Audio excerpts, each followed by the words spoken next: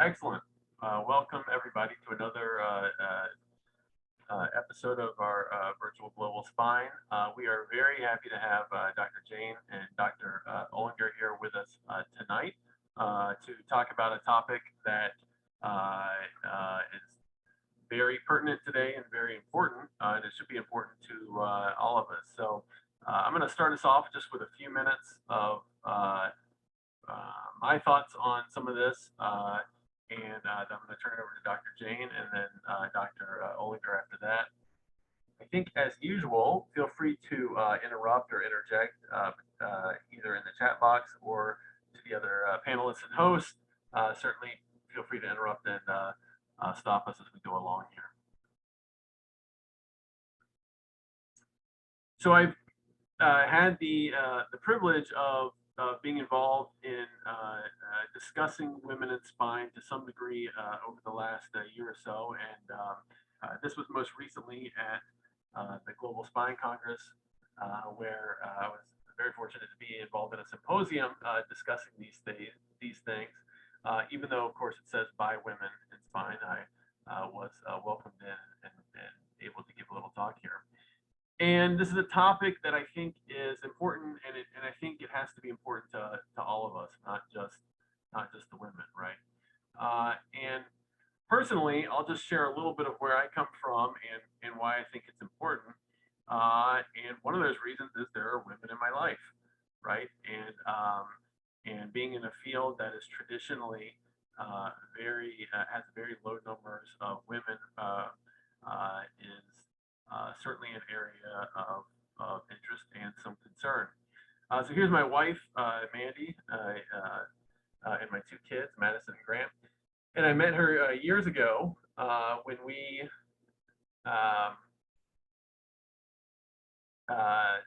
I went out to Yellowstone because I was a runner in college and I wanted to live at elevation. And so I went out to Yellowstone National Park, and I worked in Grant Village at a service station, at a gas station. And these, of course, are our two kids, Grant and Madison, named after places in the park. And I want to start with her because, over the last, whatever it's been, 20 plus years, when I tell the story of how we met, and I tell people I went out there to work at a service station, I have heard numerous different things from people like, oh, that's so interesting. Was she driving through? Oh, that's so interesting. What was she doing? Did she work at the hotel? But rarely, when we talk about this summer, so here's the service station I worked at. In fact, never does anyone ever say, was she the manager of the service station, which is what she indeed actually was. So she ran the place. And a lot of that's because it's a role that we typically don't think about females holding. But she was, in fact, my boss out there and taught me to change a tire and lots of other things. And so here she is going to work in the winter out there on her snowmobile. And these are more recent pictures around the house. We had a little mold problem in the bathroom, and so I really need to update these images. But she tore the bathroom apart, cut new tile. All this was laid by her. Redid everything, put in a new shower. I have no idea how to do any of that stuff. And then here she is putting new brakes on the truck. And so somehow I managed to break the brakes off my truck. That's a whole nother story. And so she just ordered up new brakes and installed them, which I don't even know the first thing about.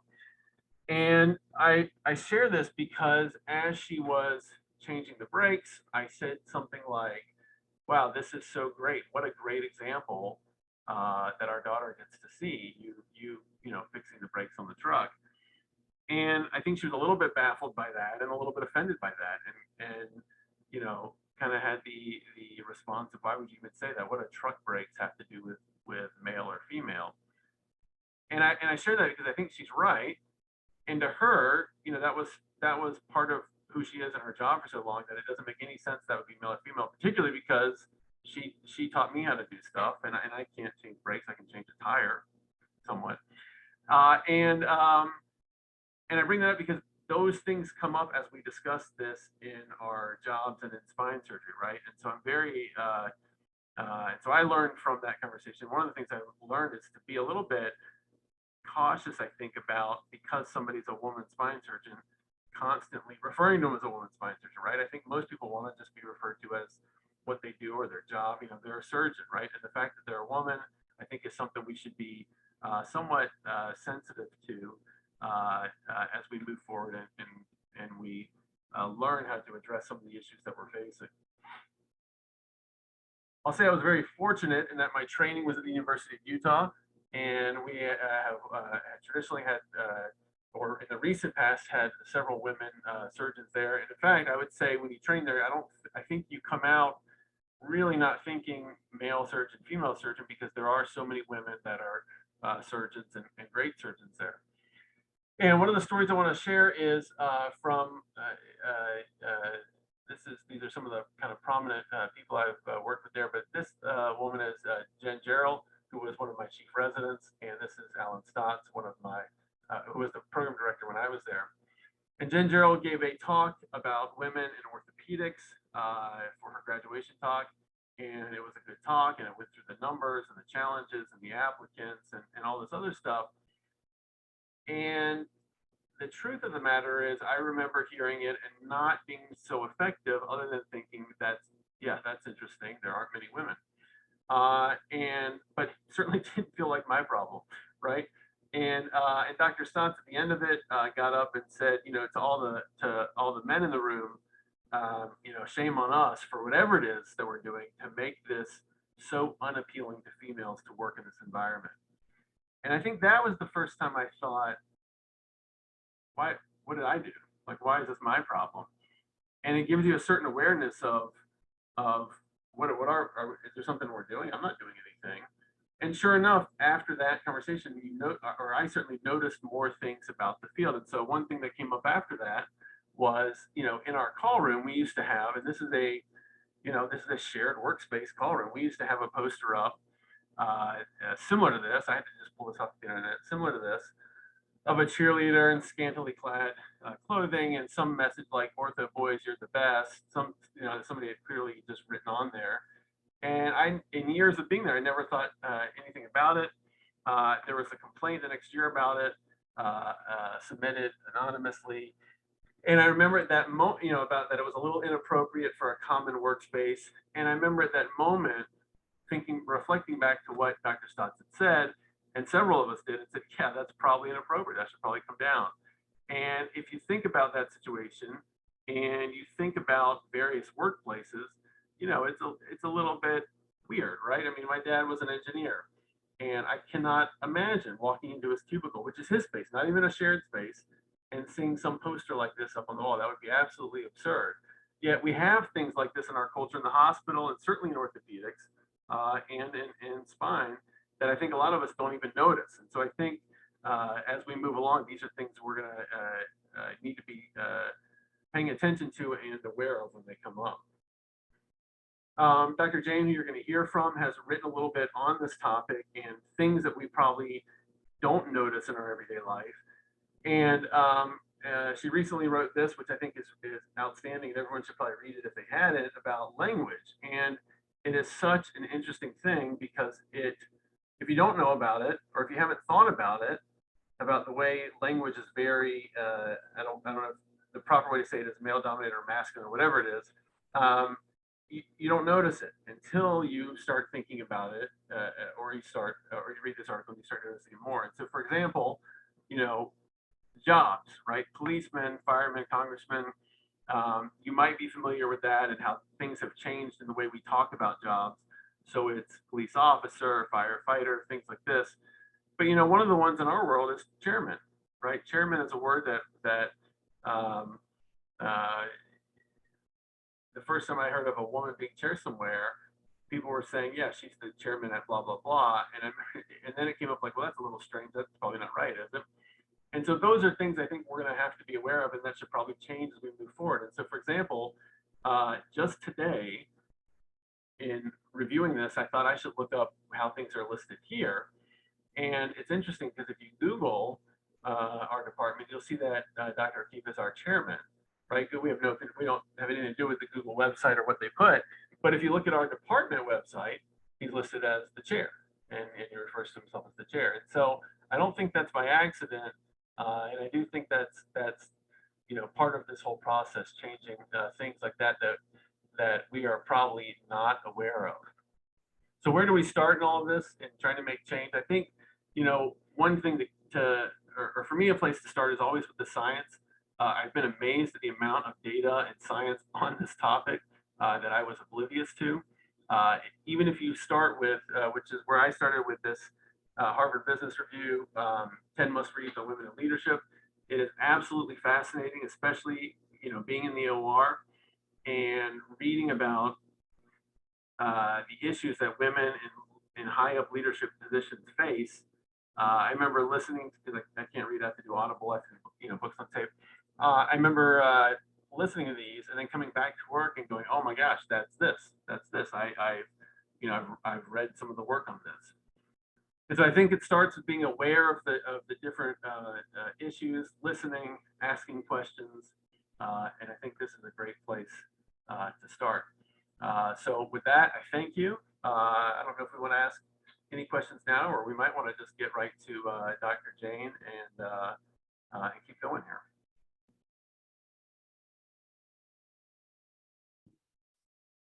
Okay, thanks, Matt. Thanks for that introduction. Let me pull up my screen here. Okay, so thank you very much to the group of folks here that put this together. Matt, thank you very much for inviting me. Let me just share my screen. So Dr. Goodwin is one of my partners, and I'm very grateful that he invited me to give this talk. And, frankly, the talk topic, it's very broad. And so I tried to just talk a few minutes on one very specific aspect of the subject. So thinking about some of just the facts, and I'm not going to dwell on this, only to note, what most of us already know, that there just aren't that many women, both in orthopedics and in neurosurgery. This graph here represents 2015 numbers in terms of the percentage of orthopedic surgery residents and neurosurgery residents. So that does not actually reflect, when we think about all of the group of orthopedic surgeons and neurosurgeons, what percent of women, but it's very low. It's interesting because there's a lot of evidence and data about gender and diversity as it relates to other fields. There's actually very little in orthopedics and neurosurgery, and specifically in spine surgery. So again, there's very little evidence out there. Amongst women orthopedic surgeons, 2% of women orthopedic surgeons, already a very small population of folks, 2% completed a spine fellowship. And so it is the lowest selected fellowship amongst all orthopedic surgeons amongst women. And so from the SRS, and again, these are unpublished numbers that I obtained directly from folks that are at SRS. There are 50 female surgeon members total. There are 1,100 male surgeon members total, and 60 that are unidentified. So you can still see that's a pretty low percentage, even amongst the SRS. We hear overall, in general, in our society that we have a need to diversify. And so here are just various examples in different industries, whether that be boards of companies, Hollywood, et cetera, et cetera. And actually, there's recently been a mandate that demands that all publicly traded companies, in fact, do have women on their boards. So why is this an important topic? Why do we even care? So when we look at the business aspect of it, we do know that gender diverse companies are 15% more likely to outperform companies that are not gender diverse. And in tandem, ethnically diverse companies are also 35% more likely to outperform. And we saw that large cap companies with at least one woman on the board have outperformed their peer group with no women by 26%. And that's a report by Credit Suisse. So that's the business case. What about the physician case? Diversity is good for our patients. We know that 80% of healthcare decisions in general in the country are made by women. And so by having more women in the workforce, in the healthcare workforce, and making decisions within the healthcare workforce allows us to better connect with our patients and understand those perspectives that come in. So from an organizational perspective, by having diverse healthcare providers. We have better care for diverse populations, stronger individual motivation, better problem solving, better recruitment, and just overall higher employee morale. So in short, diversity in general, including gender diversity, as well as ethnic diversity, as well as other types of diversity, are good for business and they're good for patient care. However, I don't intend on spending the next few minutes talking about stats because I truly believe that the lived experiences of a minority group is much more than pie charts that people present in PowerPoints. So I'm just going to spend a few minutes sharing a few stories. And primarily, I share these stories to avoid tokenism. So again, there's lots of different ways that we can focus on addressing DEI challenges as we think about them in medicine. And so one aspect, for example, could be how do we recruit more minority populations into our organization? How do we encourage them to join? I'm actually going to focus on another concept, and that's supporting the diversity populations that are already here. And so this is something that I think about a lot, being one of those minority folks. So how do we avoid tokenism amongst and support our minority colleagues in general? So what is tokenism? Tokenism refers to diversity without inclusion, a perfunctory effort to meet numerical diversity goals or create the appearance of diversity without actually supporting those diverse and minority populations and making effective change. So here are just my thoughts. They're not necessarily evidence-based, they're anecdotal, and they're my opinions. Also understand that a lot of people disagree with my opinions, my own mother included. So these are just very much based on my experiences. So I think it's critical to understand the lives and the motivations of women in organizations. And what is it that drives them to do the things that they're doing? So to share a little bit about me, what motivates me? So this is my family, my husband and my baby girl. This picture was actually now taken about a year ago, so she's a little bit older now. She's 2.5. But really, why do I care about this topic? Why do I go to work in the morning?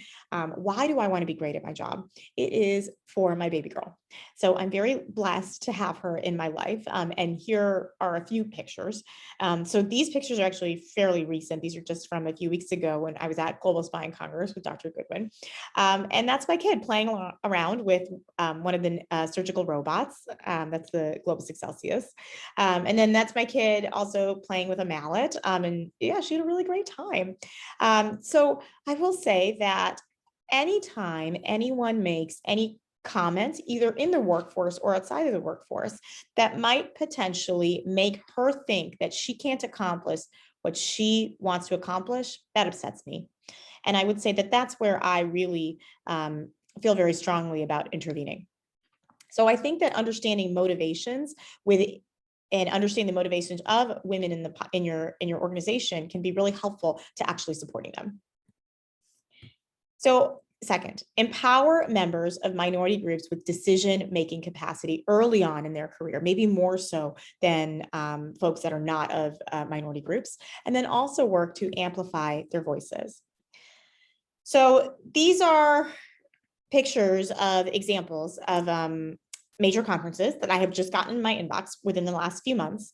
And there is a very common theme that you can see actually in all of these. And these are major conferences, right?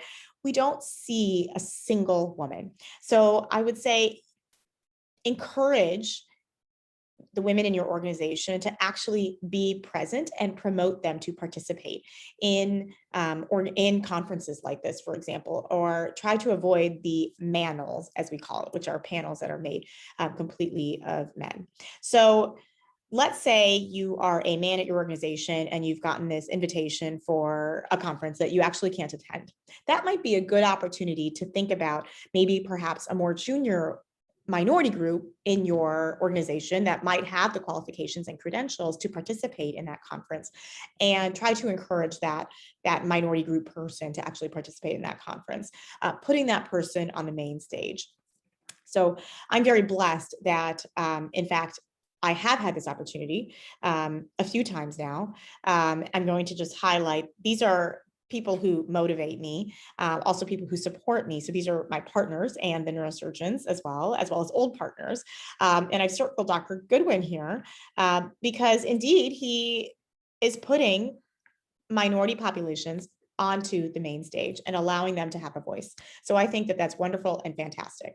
And I will also just point out a story that, or at least a comment that he said to me when he asked me to participate. And that is, he said, I know that you're actually an expert in spine surgery, and I know that you can talk very eloquently about a number of other topics besides what it's like to just be a woman in spine surgery.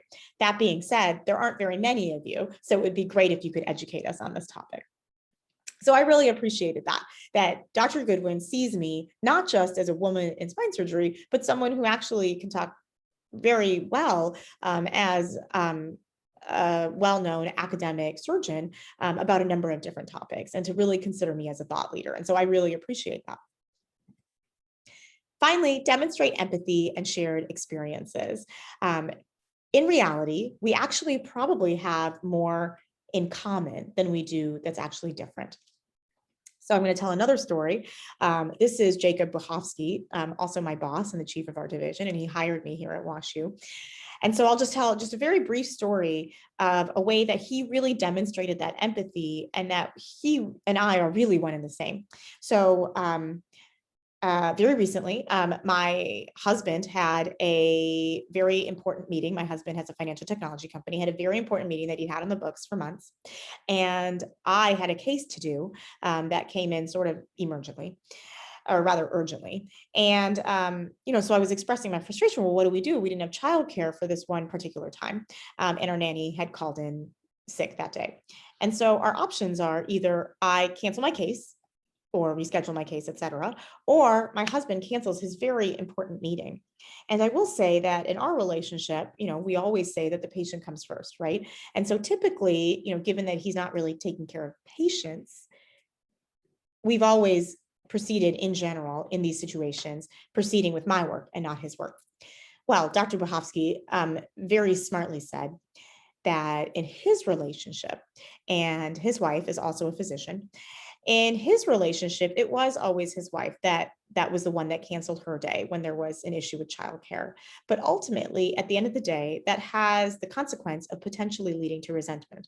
So his advice to me was that it's not always my husband that cancels his day, that sometimes it's got to be me that cancels my day. And that was particularly insightful for a number of reasons. Number one, he let me into his life. He knew that him and I, despite the fact that he's a man and I'm a woman and we're about 20 years apart, that we actually had gone through the same shared experiences. And his way of empathizing with me made me feel very, very included, and that my challenge was very normal and it wasn't unique to me. So that was number one. Number two, he also in that conversation essentially told me it was okay. It was not a sign of weakness. It was okay to take care of my family and still be a surgeon. So I really appreciated that. And I thought that was just a very, very moving experience for me, especially as a junior faculty member, and especially as the only woman spine surgeon that WashU has ever had on their faculty. So I'll stop there and I will turn it over to Dr. Olinger. So, Dr. Jain, before as we're switching here, I'm curious. The one thing that's come up with our kids, in fact, that you've directly, without knowing it, been a part of, is early on. My son, I remember saying things because I'm his dad. I remember early on saying something to the effect of basically his view was kind of turning into men are surgeons, women are nurses, and I don't remember what had come up at the hospital or how that came up that he was saying stuff like that. I don't know that it's ever been an issue with our daughter, who's younger and who has grown up with you being one of my partners. And so, in fact, with my son, we said, well, remember Dr. Jain who you met? That's my partner. She's the same thing as I am, right? And with my daughter, I don't even know that that's a thing. What is it like with your daughter in terms of kind of how she views things like that, or maybe it doesn't come up?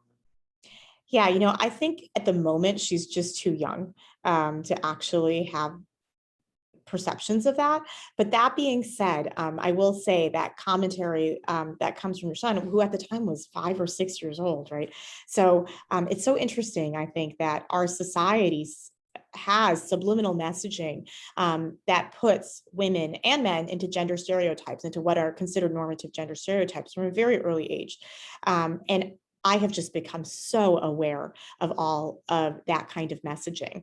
So, I wrote about it in that article that you mentioned, but I'll just tell the story of the Richard Scarry books. I mean, these are classic books that have been around for decades that everyone talks about. And in that book, every single person with a job is a male character who has a male name, whereas everyone in a supportive role has a woman's name. And so I'm reading this story to my child, and eventually I get to a page that says a mother's work is never done, and it's followed by diagrams of the mother vacuuming, as well as doing like other household tasks. And I had to throw the book away because this is my 2-year-old baby girl who's going to start thinking that the only job for her is to vacuum. And so I think that we just have to be very, very cognizant if we want to raise our kids, especially our women kids, or our girl kids, to have the drive and motivation to consider career paths that do not involve vacuuming. And so the way that I like to think of it, and again, these are just my opinions. Again, my mother totally disagrees with me. But the way that I think about it is, if my daughter does not grow up in a world where she thinks that she can do it and do whatever she wants, she won't even have the luxury to make that choice later in life, because that choice will have been made for her. And so I do want her to ultimately have the decision to pursue whatever career path and have the luxury and the flexibility of deciding that career path. And so I am a tiger mom at the end of the day. And I think that motivates a lot of what I say and do, and really motivates me in my job to excel, because I want to be an example for my child. Well said. That's great.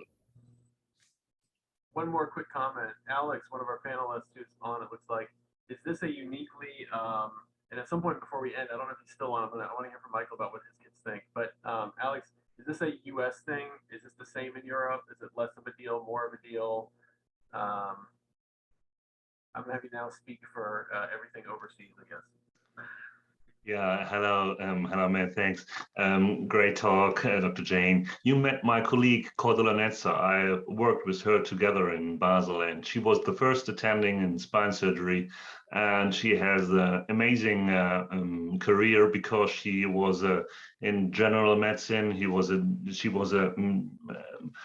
She was shifting from general medicine to orthopedic surgery, and now she is really one of the big superstars, and maybe she's the next head of department. We don't know. There's years to come. So I was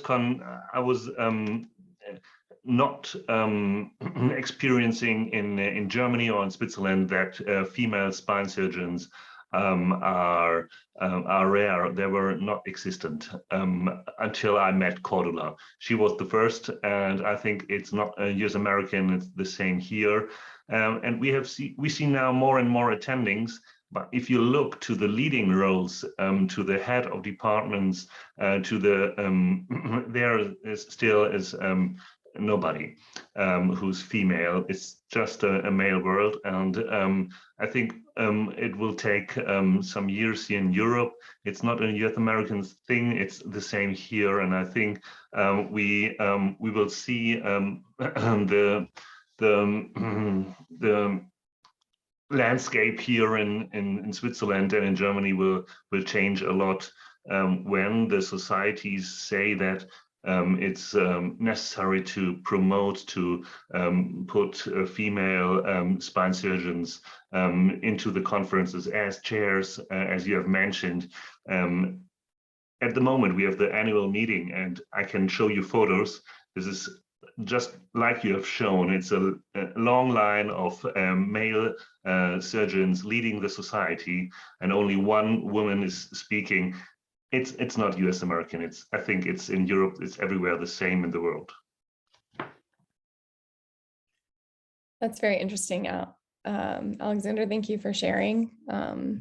I really do appreciate Dr. Goodwin and Dr. Jain inviting me to join on this fantastic webinar and the virtual spine conference. My name is Kat Olinger. I'm one of the assistant clinical professors at the University of Iowa, which in the theory of, or the spirit of women, but women in spine, is the site of the first ever female orthopedic surgeon in the United States, Ruth Jackson. And so I'm very proud to be representing the Ruth Jackson, birthplace, as one would say, but that we are here at the University of Iowa very proud of that.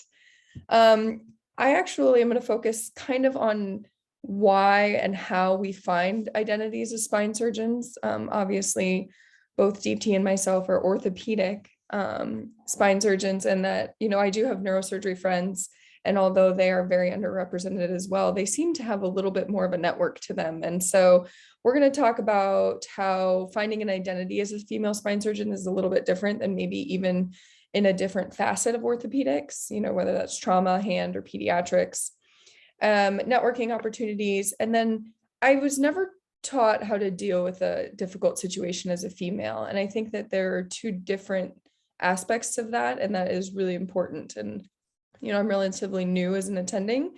And so I've tried to learn how best to approach difficult situations being a female, and maybe knowing that not everyone in the room is going to take me so seriously. So we'll start with finding identity. So my identity is multifactorial. I have mentors, partners, my current residents, and my family, which is everyone has highlighted is very important. I love that Deeptee is raising such a fierce woman, and I would love to, but I am such a boy mom, and this is my boy. And I fortunately was able to take him to the Stanley Cup finals this year, and we got to touch the cup. So that's like, go Avs, there we go. I do have multiple partners here at the University of Iowa. Like I said, we pride ourselves on at least a female component to our diversity. So this is the first place I've ever worked or trained where I've had access to female attendings.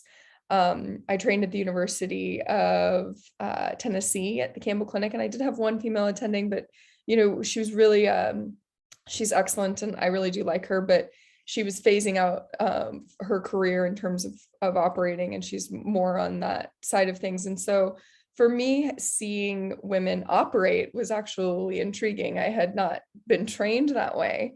And then going to the University of Washington at Harborview, I all of a sudden witnessed what it was like to watch, Daphne Basinger like nail a femur, and I saw somebody who looked like me doing what I do, and I was very excited.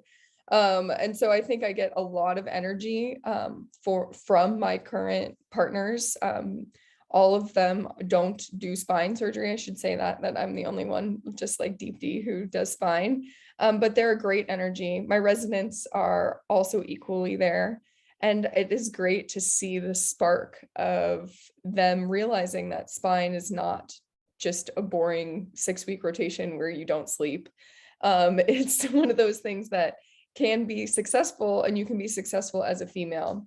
So finding the identity as a female spine surgeon, I do think is multifactorial. I think that I've been told, and I've read in, colloquial literature, that females are sought after as physicians, whether that's, surgeon or not. I think that they were just determining that sometimes patients actually reach out to a female surgeon or a female physician before they reach out to a male one, because they perceive us to listen more. And I've actually heard that in my experience.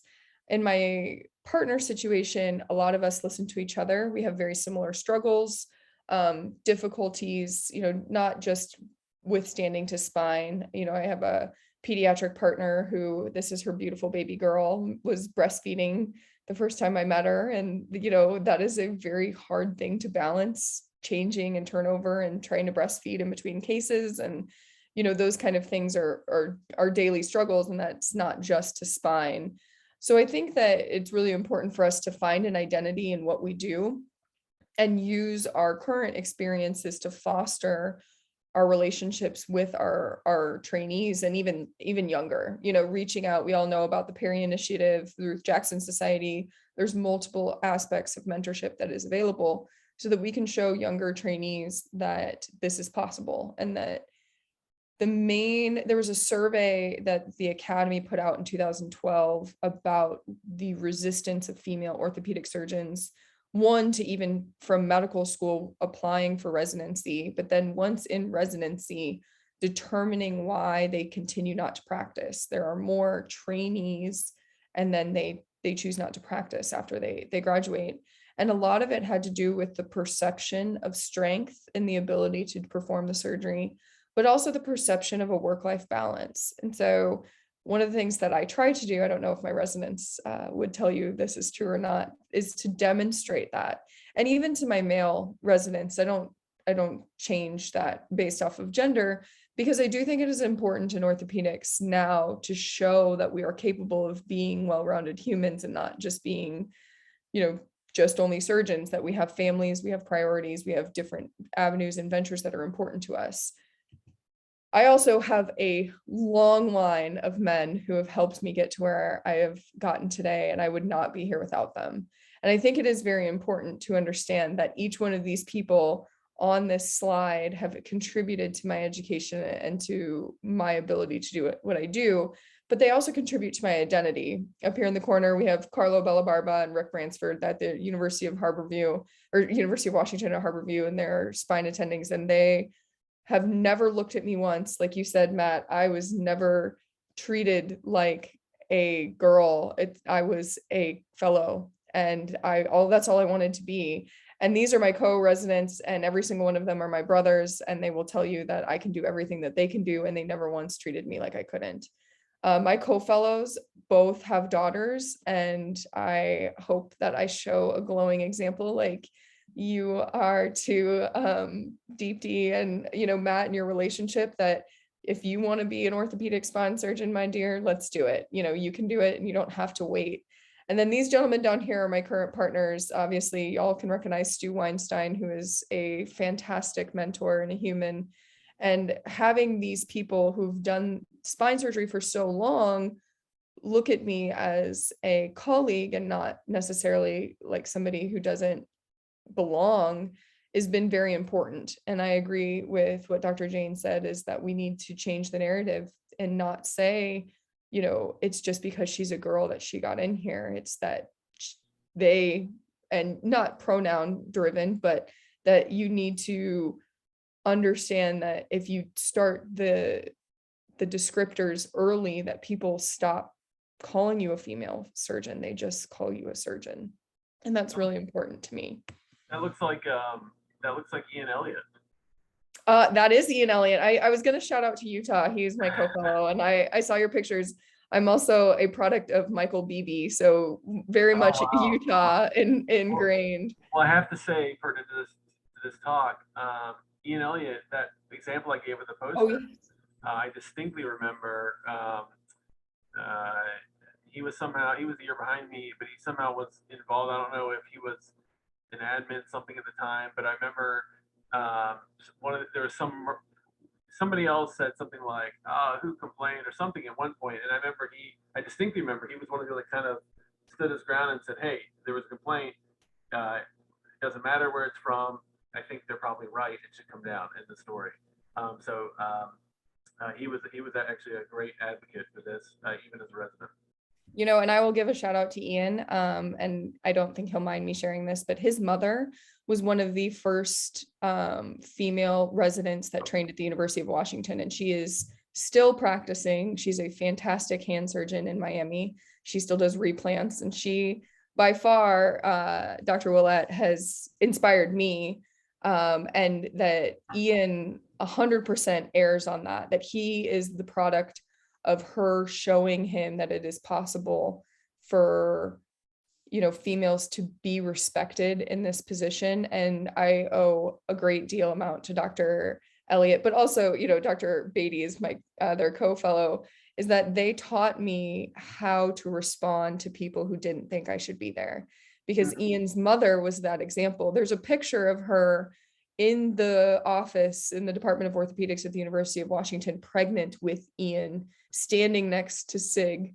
And you just look at that picture and you're like, that's amazing. It was 1986. And, she's the only one, and she's very, very pregnant. And it is a fantastic story. And he is a testament to that memory for her. I mean, she's still alive, but that he exudes every, ability to understand that this is the way we are now, and this is how we should move forward. And I am very fortunate to be a friend of his, and that I'm very grateful that I trained with him. So yes, Utah boys all the way around in this picture right here. Other ways to empower females, and I got to the pleasure of meeting Dr. Jain at the Women and Spine Consortium that was put on by Globus. This is another Women in Future Leaders at Medtronic. And what the industry is now recognizing is that, just like Deeptee said, is that they are lacking in leadership at the higher levels, and that there are now going to be, many girls coming up into this industry that don't see people like them being the leaders. And so them hosting these conferences, me being able to meet not only Deeptee, but, there's Melissa Erickson and Michelle Johnson, who are, very much pioneers in our field, who, I kind of fangirl when I meet them because they're so nice. These opportunities give us, the ability to show trainees that this is how we do things. And it doesn't mean that we're wrong, but it gives us these networking opportunities and another chance to meet people that look like us. And I think that the more that we do this, the better off we're going to be. The most important thing that I think I wanted to share before we're done is how to handle difficult situations. I learned very early on in training that if I stomped my little feet and demanded that I be treated the exact same by ancillary staff as my male colleagues, that I was getting nowhere. And it does not mean that they were wrong. And it does not mean that I shouldn't be respected, but there is a different way to handle difficult situations between males and females. And I think that hopefully in the next 20 or 30 years, that once we start changing the narrative, it will no longer be gender-based, but we all have witnessed these experiences, whether we were the male counterpart or the female counterpart, on how ancillary staff treat female spine surgeons or female surgeons differently. And so much to what I've referenced with Dr. Elliott and Dr. Beatty, they were integral in my education on understanding how to command a presence without being perceived as a negative in the OR. And these are difficult situations. This is a patient I took care of that had ankylosing spondylitis. Obviously, this is a heinous catastrophic injury, and that we all knew that this was going to be a tense case. And I knew my resources. I identified issues prior to starting. I took control of the situation. And ultimately, if you stay calm and maintain your composure, you will perform the way that you were taught, that everyone knows you're capable of, without having the gender roles and descriptions and other people's perceptions of you interfering with your ability to handle the difficult situation. And I think that a lot of it comes from just knowing your audience. If you've got a nurse who's worked there for 40 years, who, has never really had to show any respect to another female, she's not the one to bear down and say, listen, this is me and I'm a surgeon and you're going to listen to me. She's been doing it longer than I've been alive. And so usually when I approach that situation, I'm very respectful, and I just say, these are the things that I think are going to be an issue. Can we address that? We need these 3 things in the room. Does that work for you? I'm more on a collaborative basis with the team. I think that as and that's my opinion, I have met female surgeons who don't act like that, and they still get things done.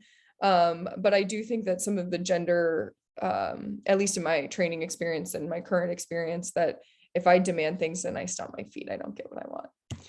So I just would like to say thank you again to the Virtual Global Spine Conference for inviting us. And if anyone has any questions, I'm always happy. You can reach me by my email. And this is my little dude, and he thinks that all women can do whatever they want, and that's where we go with his education. And I hope to continue being a good boy mom and making sure that he knows that it's okay. Excellent talk. Thank you for sharing it. That last example of in the operating room was interesting. I do think that one way this is going to be improved, this is just my feeling over the last couple of years, is, in the operating room, you're the attending, right? And at some point, the attending has to take charge, particularly if it's a bad situation or it's a difficult situation. And I think these issues have to be understood outside of us as well, you know, to hospital leadership, to people in positions of power, and there needs to be some recognition of these issues so that if there is a complaint about a female surgeon, in fact, I didn't know much about this until I read that Harvard Business Review series about the way women get perceived for doing the exact same thing, right? Doing the things that you should be doing as the attending surgeon. And so I do think there has to be some awareness on the level of you know, people above us and beyond us in the hospital, right? That at some point, some of the stuff needs to be kind of just shut down as it starts, right? If somebody's complaining about one of these things and you've read the literature and you understand, like, oh, this is a very common thing that comes up as for women in leadership positions. I think those people, and some of us will probably be in some of those positions, but I think those people need to be shutting some of that stuff down before it starts. That's my personal view. And I think that I owe, you know, multiple people a thanks for that throughout my entire training, but a lot of it is from the top down. And I will say that, you know, that precedent that, you know, your attendings as trainees set is a good way to start. I think that, you know, I referenced Carlo, Bella Barba, and Rick. They never at once looked at a nurse or anybody else in their ancillary staff who's obviously part of their team for many years, and I only come in for a year. They never looked at them and said, okay, you know, she's the girl. These are the three fellows, and they expected the same treatment. Obviously, you know, we all have different personalities, and sometimes that meshes well with others and it doesn't. But I think I agree with you, Matt. It's top down. And so, you know, my current chair, Larry Marsh, is amazing at that. You know, he never once treats, you know, my other three partners differently because we're females. It has a lot to do with the perception of the leadership and the administration. I think that the other thing that I would tell females who are looking or interested into spine or in, you know, training right now and worried about having, you know, I don't think power is the right word, but the respect as the attending in the room, is that it comes with time. And I think that eventually you'll get there. But I do believe that there is a difference. And I can tell you many stories of the same, you know, behavior that I exuded was treated completely differently than my co-residents or my co-fellows. And you know what, if I sat here and cried and said it wasn't fair, then I wouldn't be where I am today. So I think you have to recognize those situations and learn from them. And then eventually, I think that once there's more of us and that we change the narrative a little bit, that the administrative, you know, component that you're speaking to, Matt, and the ancillary staff and the general population will be well more accustomed to it, that hopefully that fades away.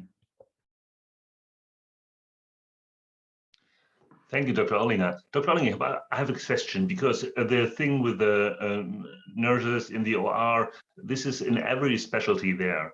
And you will have it in plastics, you will have it in OB/GYN, but what's so special about spine? Why is spine doing so badly? And why is the percentage in ortho and neurosurgery so low compared? What is your explanation for this? What do we do so wrong?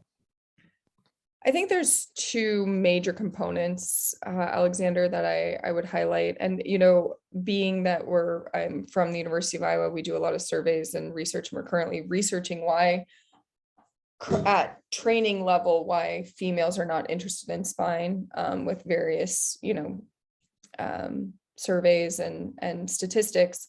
I think the two main things is that one, traditionally spine is a very time consuming subspecialty. We don't do quick cases. We don't have the ability, or we can, but you know, there's a various perception that spine is a arduous, very long, lots of time spent, and that the work-life balance, maybe if you wanted to have a child, or if you know, were looking to start a family, or at least, you know, maybe have a partner in life, that is not conducive, I think that I would caution people to know that I have plenty of colleagues who are hand surgeons who have terrible work-life balance. So I think that is starting to fade a little bit. I think that, Dr. Jain and myself are probably reflections of about 10 years ago of what life was like. And I think that once you get there, you have to understand that now I'm reflecting back on my trainees, and there's more of them that are female and more of them are getting interested in spine.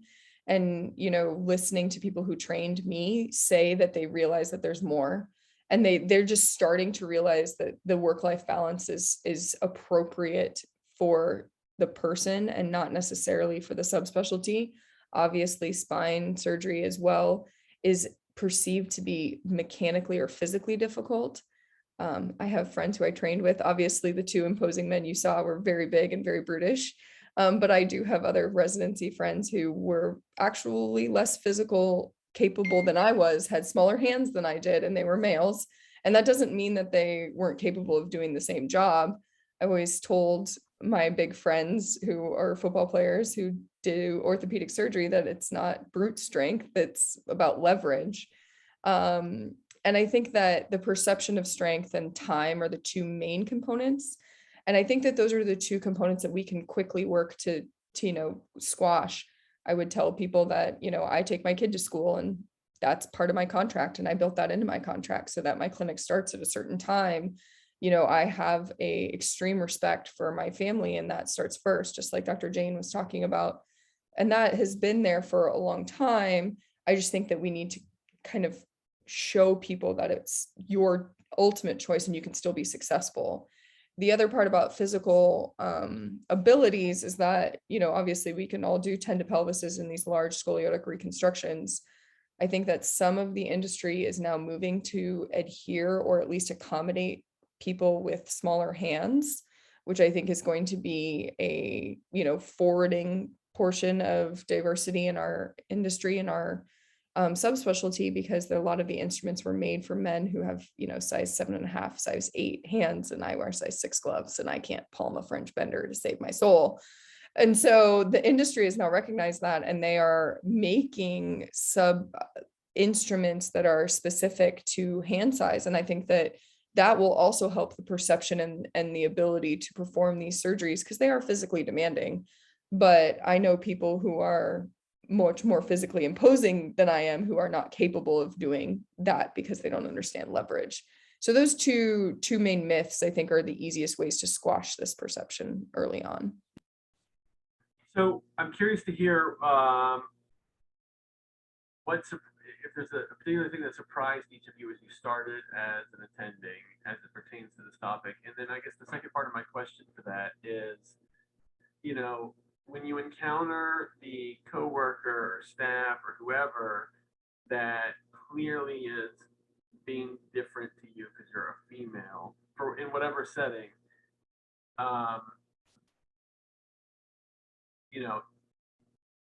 particularly people that I'd say are not, I don't want to say not educated, but maybe of a different era, right? And feel differently about things. And is there any way that those people understand where we are today and where we're moving forward? Or is this like, some of those people need to die out before things are going to change kind of thing? If that makes any sense.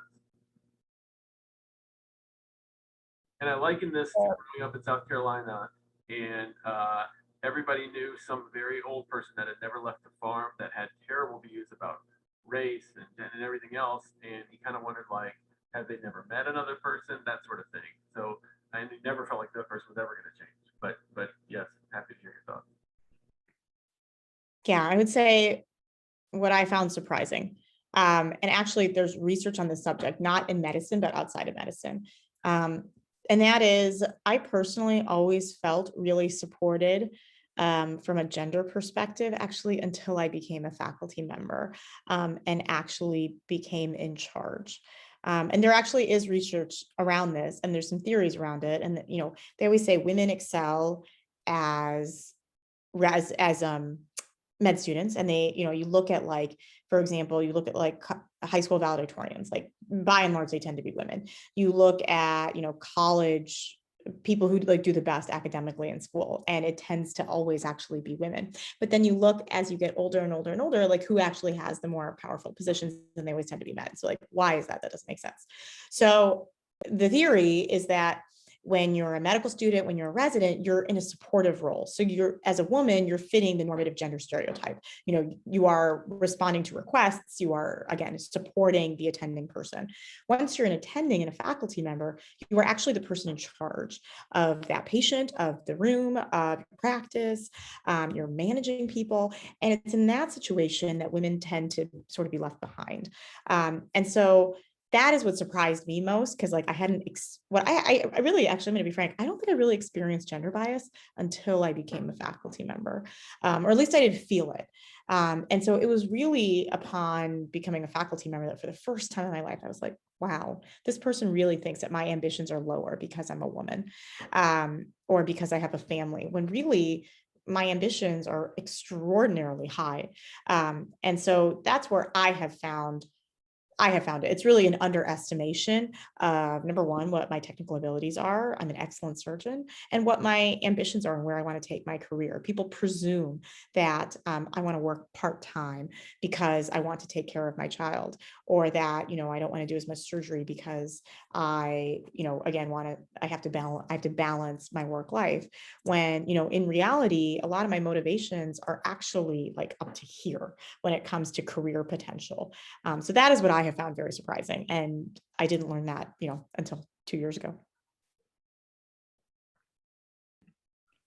I probably would agree with Deeptee, but I was of a more Southern education. And so I think that I had witnessed it a little bit more, and no fault to my residency. They did an excellent job. I think it was more just to the ancillary and, you know, the culture that I grew up in.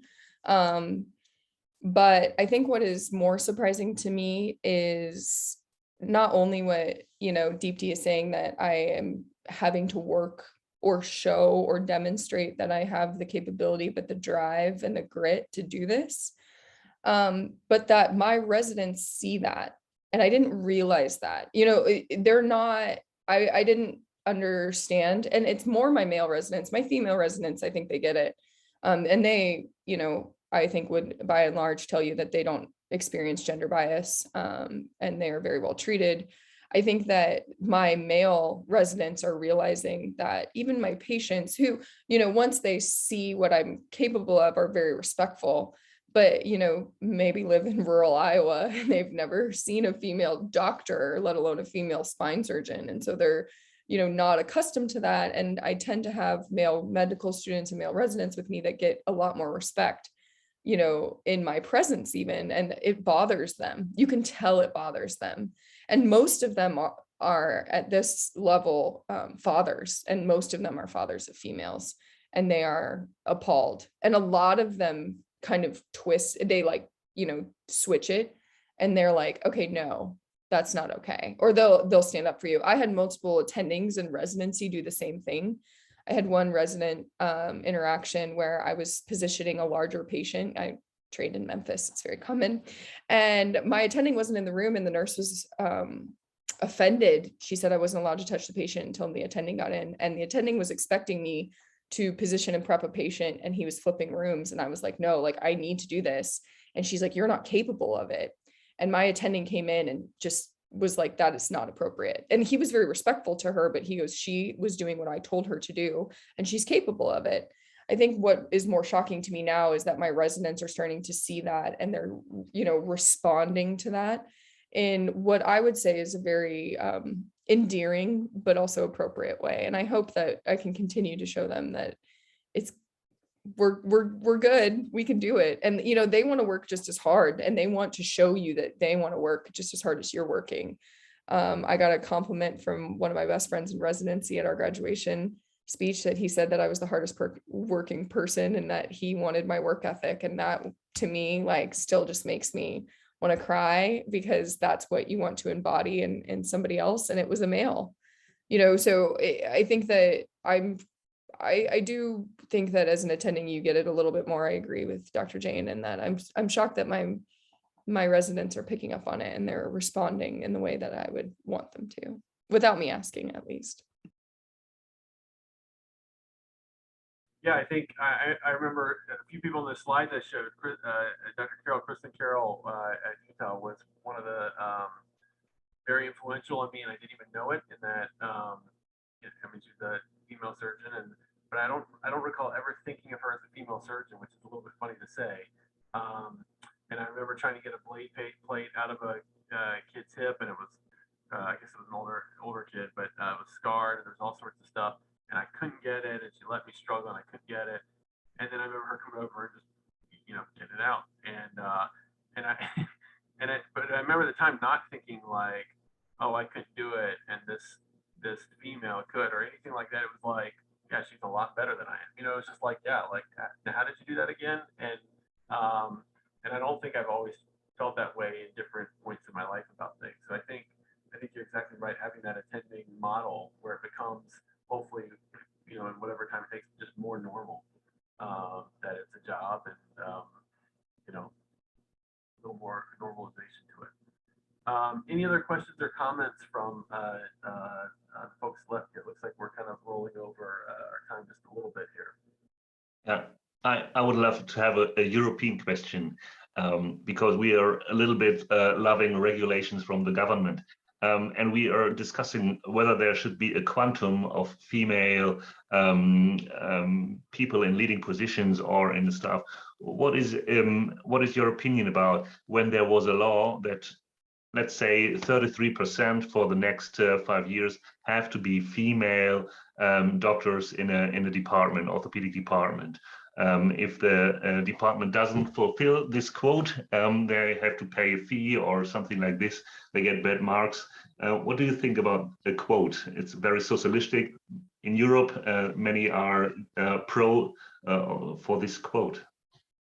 That's a very interesting comment that you made. And the US in general, especially on the business side, has actually instituted that. As I mentioned, the SEC requires now, they recently passed a law that publicly traded companies have a certain percentage, and I want to say it's like a third of their board members be women. So that's somewhat socialistic, I would say. If you had asked naive Deeptee, I'd say 10 years ago, I was very anti what I would call affirmative action. This is essentially affirmative action, right? I was very anti-affirmative action. As I become more experienced and I actually understand that there are certain societal barriers that are actually institutionalized, I have become much more realistic and realize that until we actually should unfairly or fairly, so however you may say it, give minority populations somewhat of an unfair advantage because they've been given an unfair disadvantage their whole life. And so, and I sort of addressed this point, sort of made this point when I said, really try to give minority populations decision-making capacity really early on in their careers. I think that's really important because it really empowers, and these are not, I'm talking women, but I'm also just talking minority populations in general. It gives them a sense of credibility amongst their peers. And so I think it's really important. So again, 10 years ago, I would have said, that doesn't sound right. Now, having experienced it, I actually think there's somewhat of a need. And I don't know what number that quota would be, but I do think that there is a need for that. I agree. I think I would just add to that I don't think we have the capacity to fulfill a number. That's the problem. And so we have to start at the base and the reason. And I guess I'm being so cliche, the root of the problem. Because if you don't have, Deeptee and I, when we met each other, we were like, yes, there's a couple of us, right? If you're requiring multiple institutions to have a threshold of females, or just women in general, I think that you would not have enough to pull from. And so we need to not only, with affirmative action, I agree with everything that Deeptee said. 10 years ago, Kat would have been like, no, man, we're good. We just need to, work as hard as the guys work and we'll be fine. I don't think that there's enough people to pull from to reach those societal standards yet. And so I think that working towards showing younger women and younger trainees that we're capable of doing it, and then, you know, inspiring them that way to increase it so that there are people available for those positions, I think would be really important as well. Thank you. Man, that's fantastic. I could talk about this for a long time. It's interesting, and particularly I love this, both of you saying, you know, so and so 10 years ago, because I feel the same way. It's like 10 years ago, you know, as things change and you become more aware, you learn more, and you understand the data. It's so fascinating to just see how this, or to learn as we move through this. Obviously, I have to thank Dr. Jain for a lot of that as my partner. I get to be around for a lot of things that I go, wow, that is interesting. I would not have thought about that in that way. So thank you both for being here. Really outstanding talk. Alexander, I think you are doing next week. Is that correct? Yes, next week we are hosting from Singapore, Ruben So, and from Oxford or Lausanne, Dominic Rotenflew. Both have been here last year having a talk, and they will repeat it again. So it's a little bit Nottingham, it's a little bit UK history, and so will be another session next June 30th. Excellent. Thank you everyone for coming. Thank you, Dr. Jain and Olinger again for